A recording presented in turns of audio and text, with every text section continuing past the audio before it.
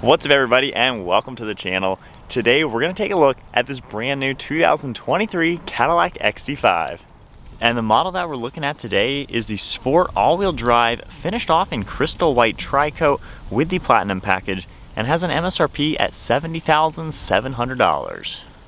Underneath the hood of this 2023 Cadillac XT5, you're going to find a naturally aspirated 3.6 liter 6-cylinder engine. It pumps out 310 horsepower with 271 pound-feet of torque, and it's paired to a 9-speed automatic transmission, sending the power to all 4 wheels.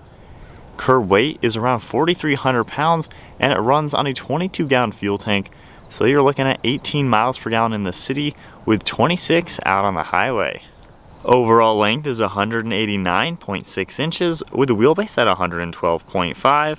Width is 74.9 and height is 66.1 inches, and then ground clearance is 7.8 inches.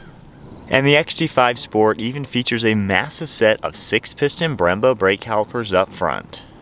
Moving on to the exterior styling with the 2023 Cadillac XT5. This is a pretty sharp looking crossover SUV, and I just love how massive these LED headlights are. They span all the way on the top portion.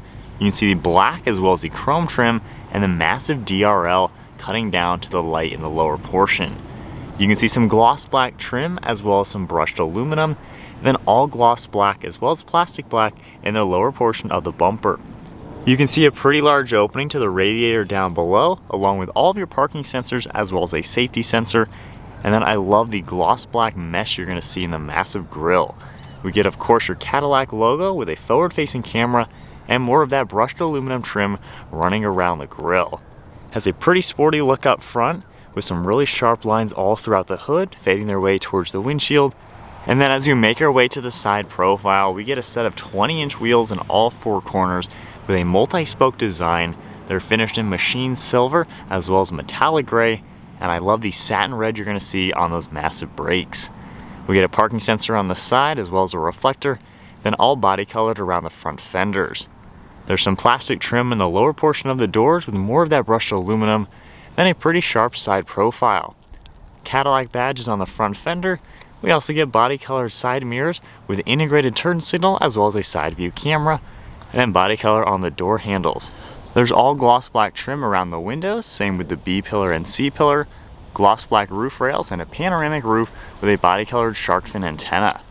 And then taking a look at the entire side profile, the XT5 has a pretty good proportional design. You can tell how it's a little bit on the small side, being nice and compact without being too large like the XT6, but not crazy small like an XT4. Moving in back, we have another massive set of LED taillights just like the headlights, finished off in a black housing, and I really love the clear and red accents. We get a 400 badge on the far right, some brushed aluminum in the center with your Cadillac badge, rear view camera, and then XT5 on the left.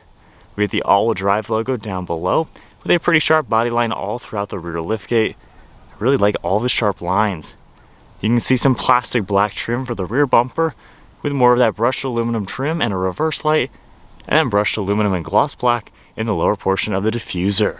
So there's a good look at the exterior with the 2023 Cadillac XT5. Pretty good looking crossover with all these sharp lines. It definitely has that Cadillac vibe to it. We have Cadillac's key fob, looks kind of like the Cadillac logo. If I go ahead and lock it, I can just keep the key fob in my pocket, and when I grab the door handle and press the button, it'll unlock and we can check out this premium interior. This particular spec gets a full black leather interior with carbon fiber as well as silver trim all around. If we take a look at the door panel now, there's really smooth black leather up top, a little bit of Alcantara trim, then you can see this really sweet looking carbon fiber with aluminum trim. We have our release handle with lock and unlock, and then part of the Bose audio system. Down below that we have memory seating, windows and mirror controls, a good sized grab handle with more smooth leather and padding. The release gate button is in the back along with some more cargo area. And then we get your Cadillac badge down below with all the power controls on the seats. Beautiful smooth leather all around, and I love the stitching in the center. You can kind of see a Cadillac design in it as well as perforated leather. Very nice materials in here for sure. Got a nice trim piece, smooth leather along the headrest, and a black leather steering wheel with more of this carbon fiber trim and the silver accent. And now inside the XT5, keep my foot on the brake, we can go ahead and fire it up. Both LCD screens will come to life as everything turns on. And if we take a look at the gauge cluster now, we have an LCD screen in the center, analog tack on the left with your fuel, and your speedometer and temperature over on the right side. We get a few vitals in the top portion of the screen, as well as your odometer in the bottom. Then you can control the screen using the buttons on the right side. We have all these different arrows. If I go ahead and scroll left and right, you can see all sorts of different information that pop up within the car, like your range and oil life, and then some other vitals all within it. And then continuing over, we have music information, navigation, and phone. Then we have more settings for your night vision, as well as all the settings within this car you can adjust. Taking a look at the steering wheel, we get that really nice carbon, the leather, and the logo. Cruise control settings are on the left, some lane keeping, as well as the forward collision and your heated steering wheel on the left. Track buttons as well, volume, and then we have a nice set of steering wheel mounted paddle shifters. They are aluminum and they're actually pretty large, have a really cool look and feel. We have the turn signal stalk and headlights on the left, windshield wipers over on the right. Then a few controls on the left side for heads-up display, interior dimming and park and brake, more of the carbon, and then beautiful leather running across the entire dash. Very premium car. I just love the materials they use. Fit and finish is absolutely top notch. Moving to the infotainment screen now, you can see all of your audio controls that will come up. We have shortcuts down below for navigation.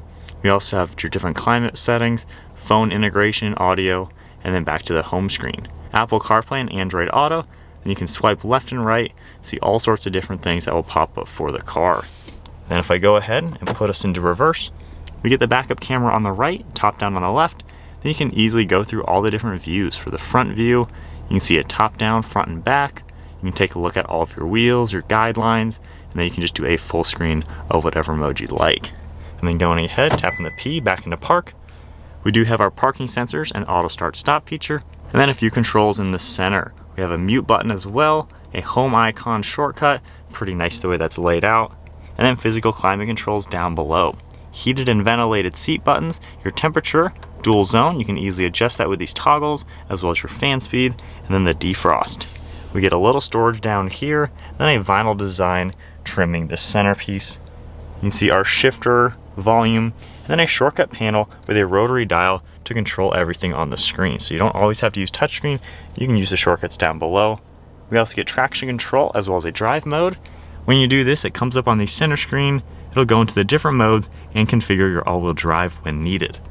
And then on the far right, we can slide this out of the way and we get your two cup holders. We get the wireless phone charging area right underneath the center. And then if I just lift this up, we have a little bit of storage space with a tray and USBs, and then it gets a little bit deeper. So pretty nice to see all the storage you're gonna get in this Cadillac. And opening up the center console, a pretty good sized glove box. One last look at the interior, pretty much unchanged from 2022, but you still get, of course, that nice Cadillac refinement. And then up on top, we get a full Alcantara headliner, beautiful design, all finished in black. You can see your dome lights as well as the sunroof controls. And then you have a nice frameless mirror with the LCD screen equipped with the camera. Moving on to the rear seat space, if I grab the door handle and open it up, door panels finished off just like we saw up front. All the smooth leather, carbon fiber, and Alcantara. And then we have the really nice leather all in back with even the same stitching and perforated seats. This can seat 3 people back here.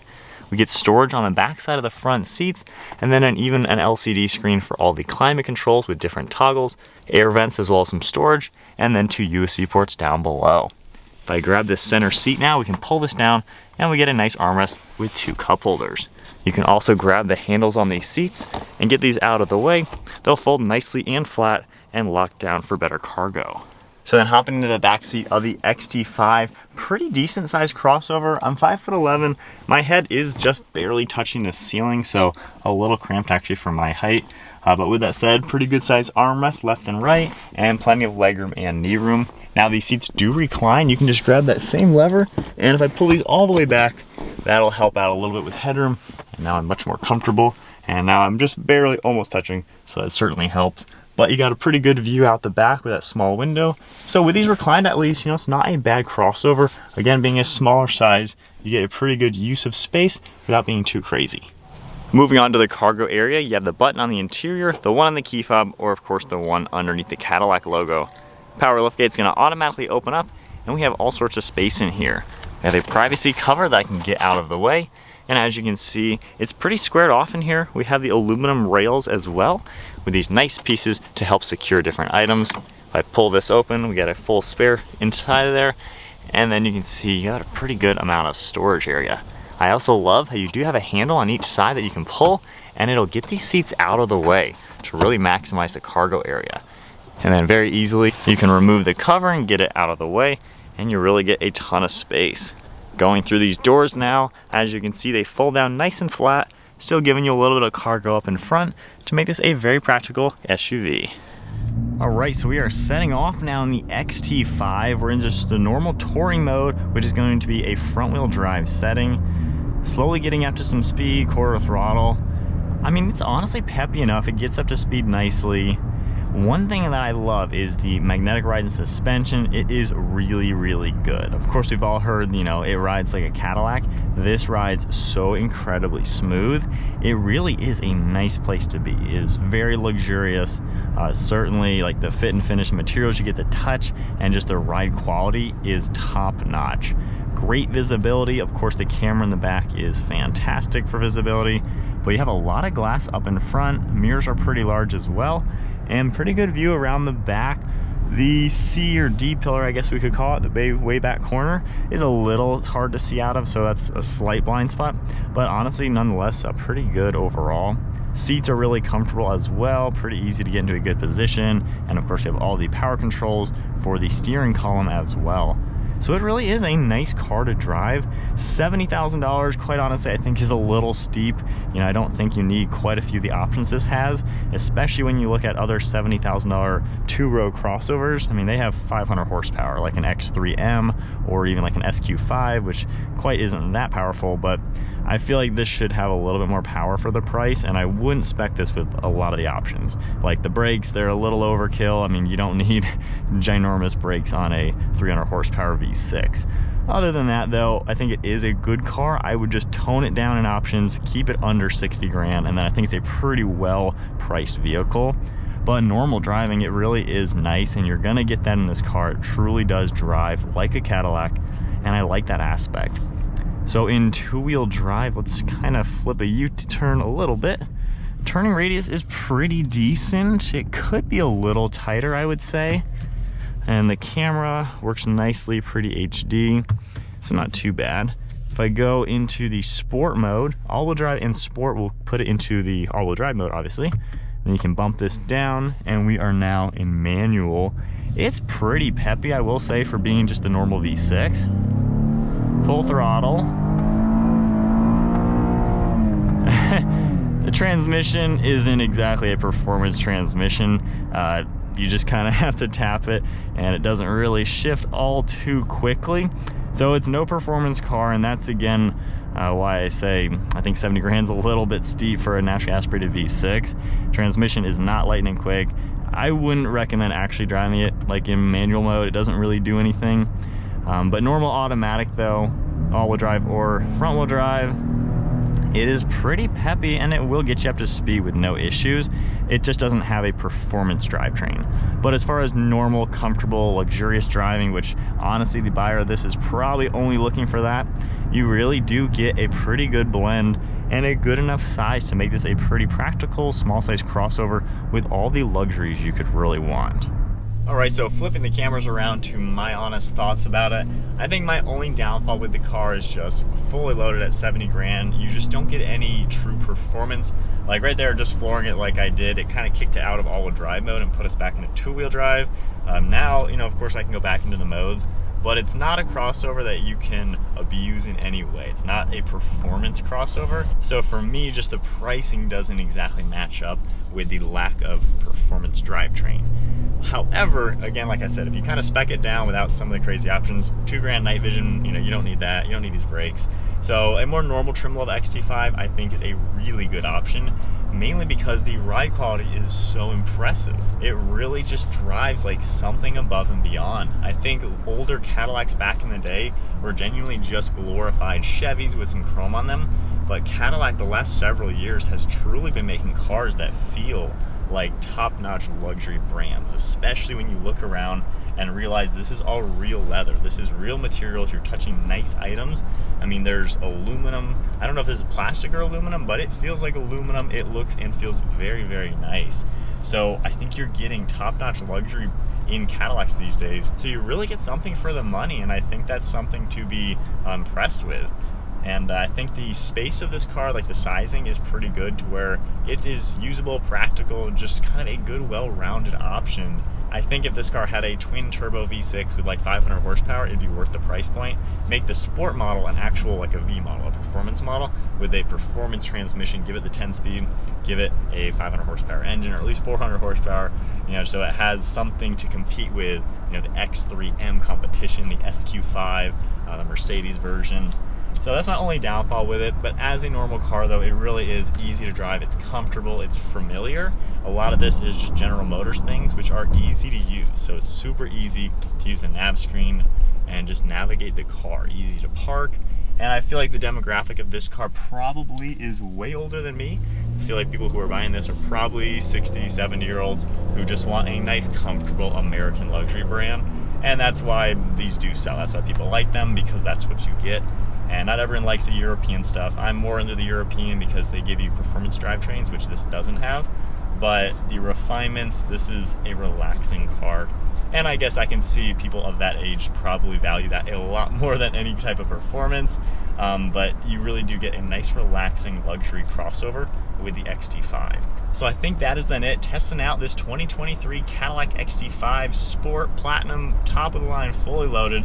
Pretty nice car overall. I just would love to see a V model at this price point with some more power. However, I think you get a pretty good luxury blend and a pretty good size crossover. If you guys enjoyed today's video, be sure to give it a thumbs up and hit that subscribe button. Stay tuned for plenty more content to come, and I'll see you all in the next video.